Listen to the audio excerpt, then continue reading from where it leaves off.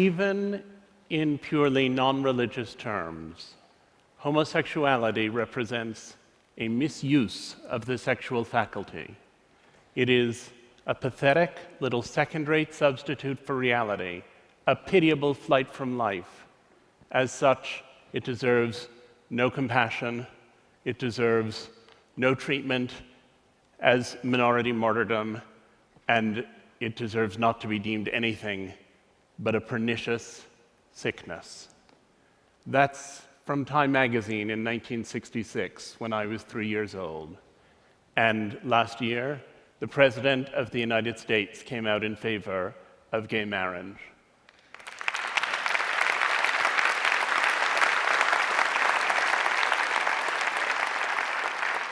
And my question is, how did we get from there to here? How did an illness become an identity? When I was perhaps 6 years old, I went to a shoe store with my mother and my brother, and at the end of buying our shoes, the salesman said to us that we could each have a balloon to take home.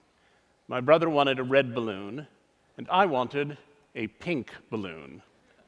My mother said that she thought I'd really rather have a blue balloon, but I said that I definitely wanted the pink one, and she reminded me that my favorite color was blue. The fact that my favorite color now is blue, but I'm still gay, is evidence of both my mother's influence and its limits.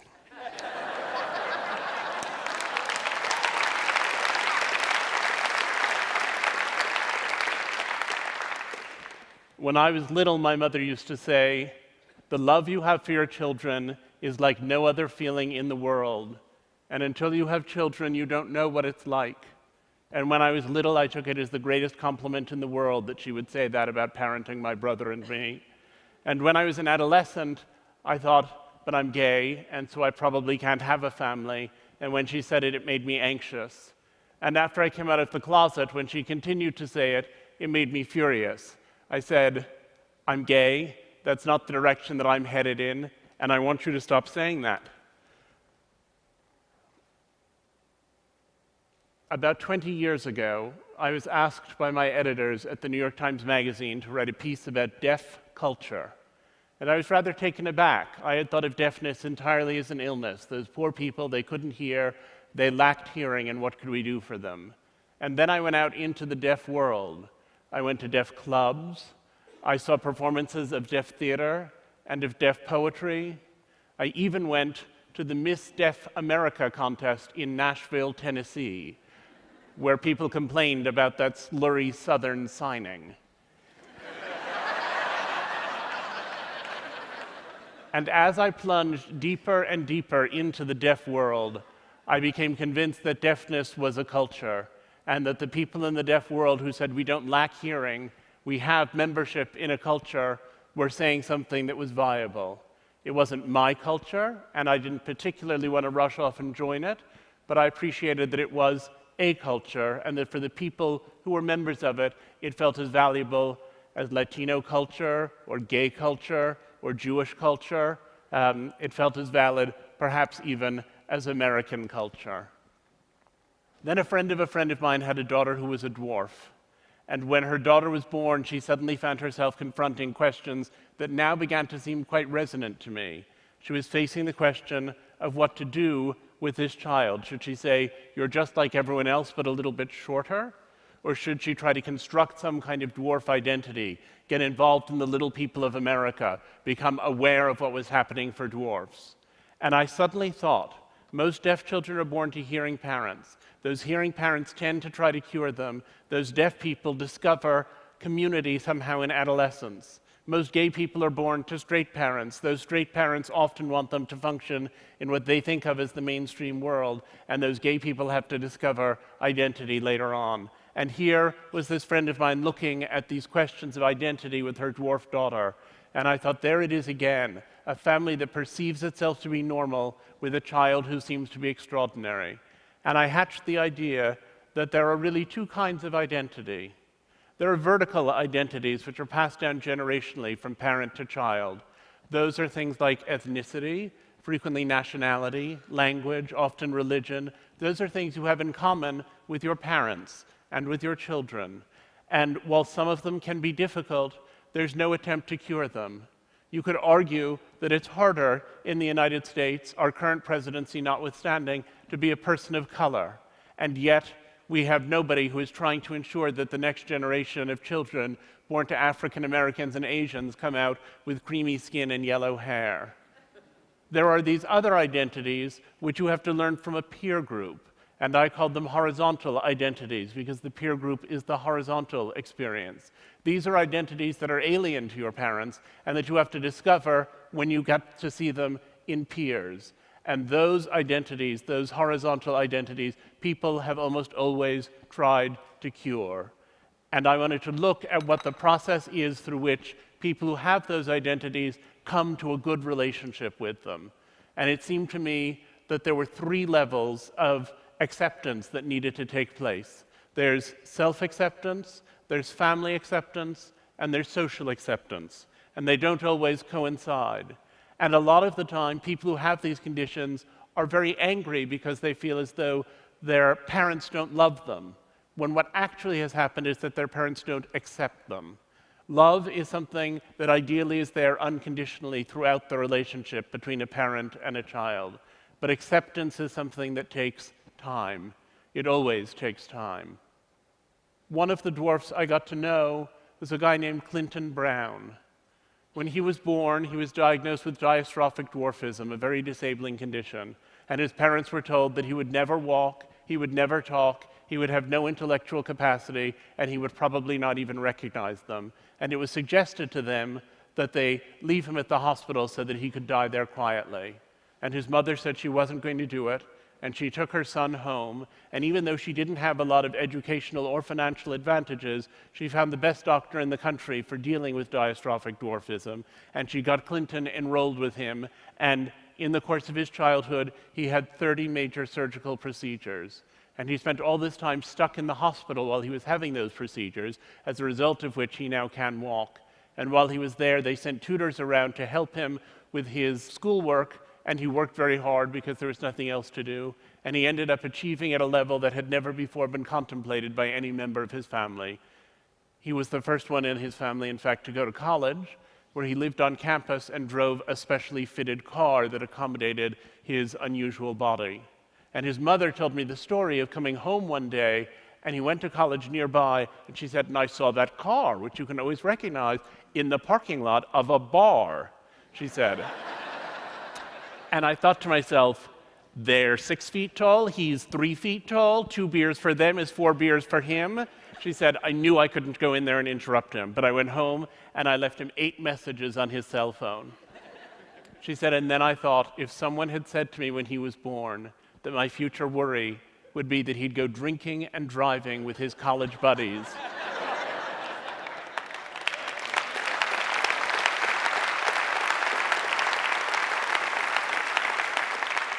and I said to her, what do you think you did that helped him to emerge as this charming, accomplished, wonderful person?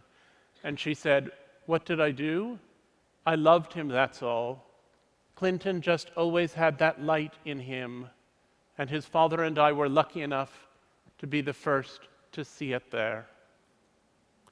I'm going to quote from another magazine of the 60s. This one is from 1968, the Atlantic Monthly, Voice of Liberal America, written by an important bioethicist. He said, there is no reason to feel guilty about putting a Down syndrome child away, whether it is put away in the sense of hidden in a sanitarium or in a more responsible, lethal sense. It is sad, yes, dreadful, but it carries no guilt. True guilt arises only from an offense against a person, and a Downs is not a person. There's been a lot of ink given to the enormous progress that we've made in the treatment of gay people. The fact that our attitude has changed is in the headlines every day. But we forget how we used to see people who had other differences, how we used to see people who were disabled, how inhuman we held people to be. And the change that's been accomplished there, which is almost equally radical, is one that we pay not very much attention to. One of the families I interviewed, Tom and Karen Robards, were taken aback when, as young and successful New Yorkers, their first child was diagnosed with Down syndrome. They thought the educational opportunities for him were not what they should be, and so they decided they would build a little center, 2 classrooms that they started with a few other parents to educate kids with DS. And over the years, that center grew into something called the Cook Center, where there are now thousands upon thousands of children with intellectual disabilities who are being taught. In the time since that Atlantic Monthly story ran, the life expectancy for people with Down syndrome has tripled. The experience of Down syndrome people includes those who are actors, those who are writers, some who are able to live fully independently in adulthood. The Robards had a lot to do with that, and I said, do you regret it? Do you wish your child didn't have Down syndrome? Do you wish you'd never heard of it?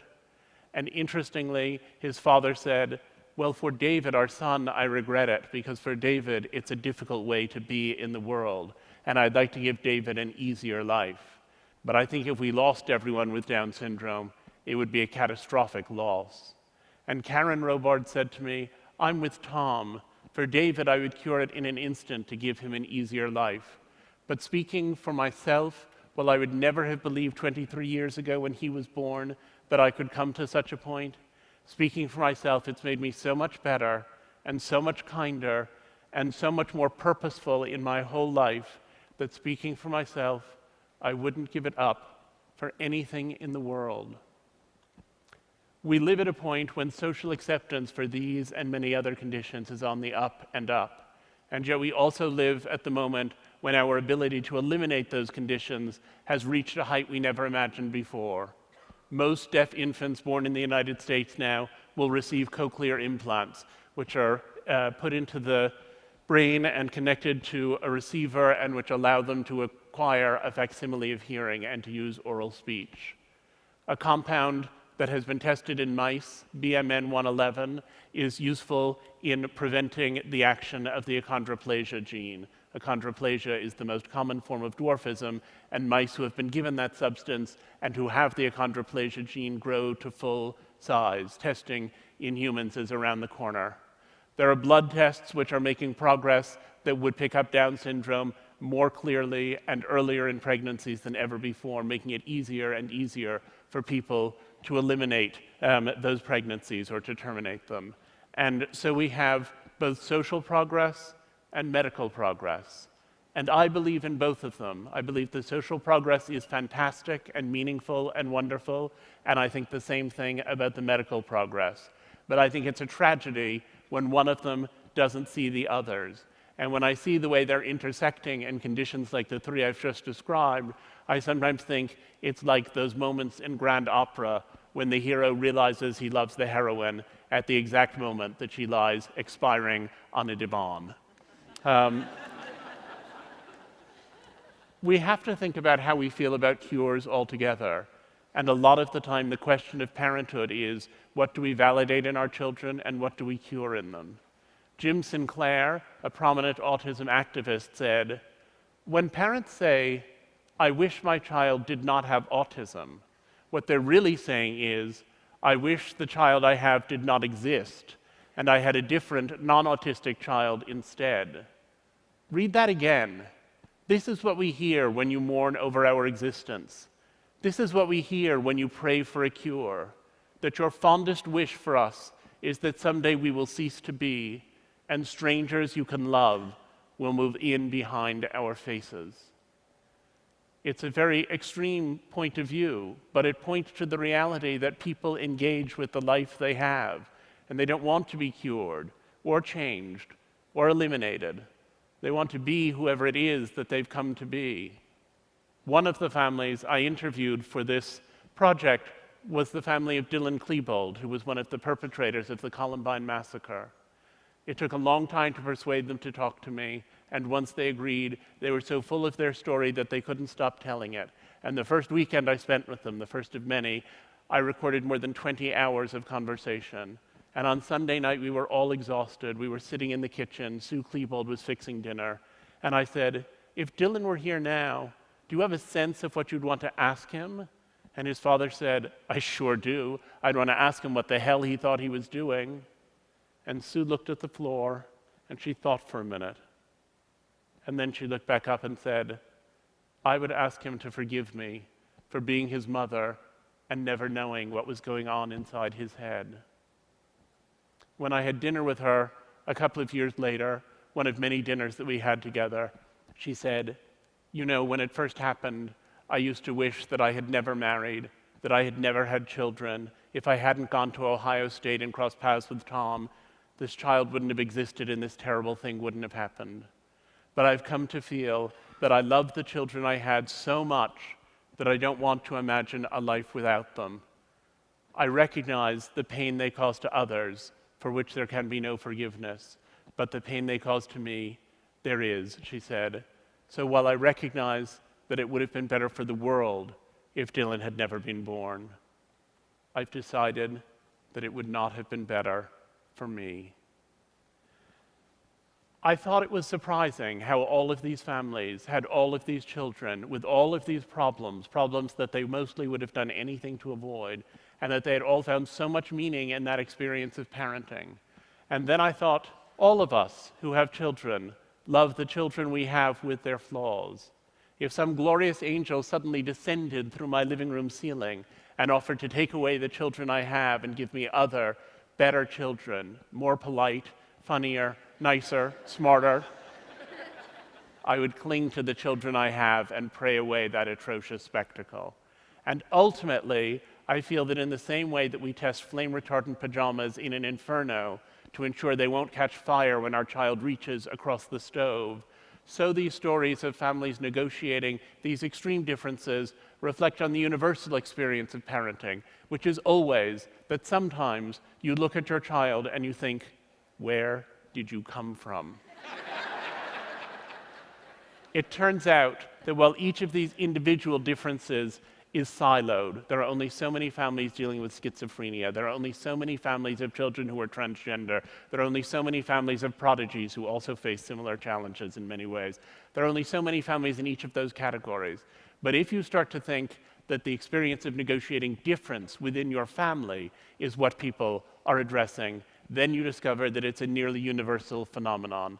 Ironically, it turns out that it's our differences and our negotiation of difference that unite us.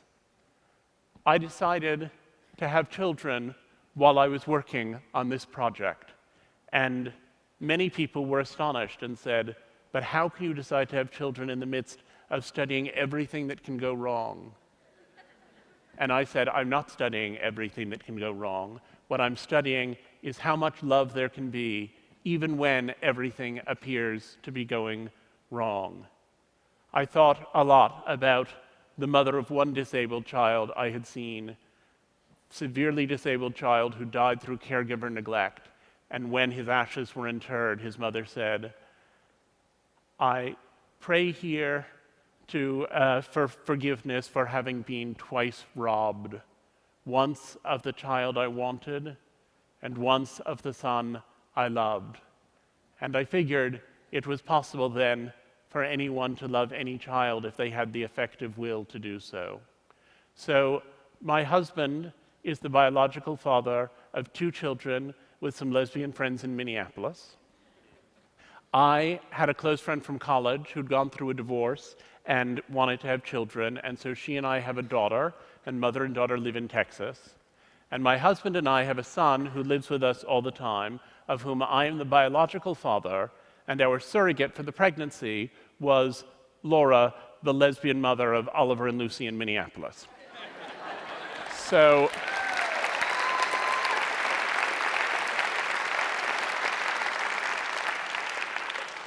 the shorthand is 5 parents of 4 children in 3 states.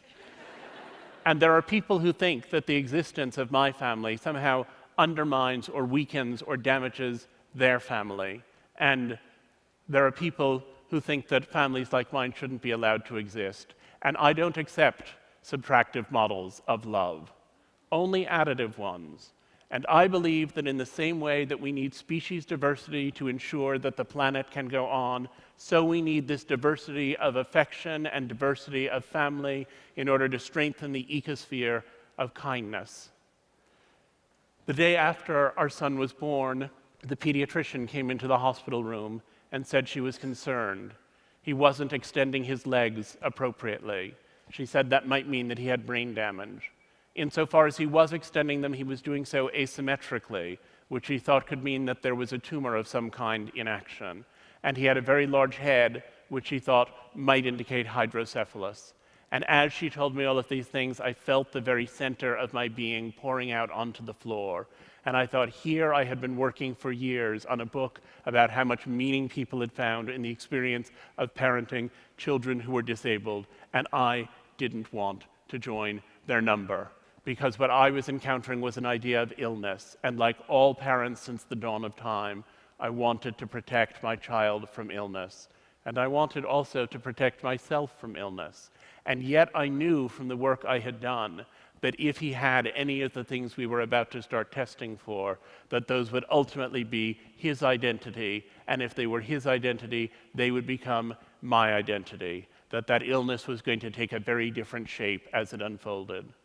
We took him to the MRI machine, we took him to the CAT scanner, we took this day-old child and gave him over for an arterial blood draw. We felt helpless, and at the end of 5 hours, they said that his brain was completely clear and that he was by then extending his legs correctly. And when I asked the pediatrician what had been going on, she said she thought in the morning he had probably had a cramp. But I thought how my mother was right. I thought, the love you have for your children is unlike any other feeling in the world. And until you have children, you don't know what it feels like. I think children had ensnared me the moment I connected fatherhood with loss. But I'm not sure I would have noticed that if I hadn't been so in the thick of this research project of mine. I had encountered so much strange love, and I fell very naturally into its bewitching patterns. And I saw how splendor can illuminate even the most abject vulnerabilities. During these 10 years, I had witnessed and learned the terrifying joy of unbearable responsibility, and I had come to see how it conquers everything else.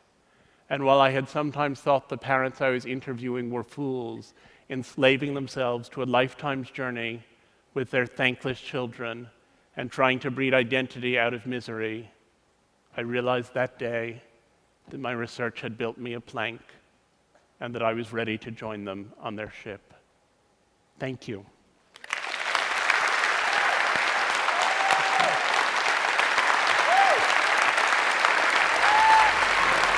Thank you.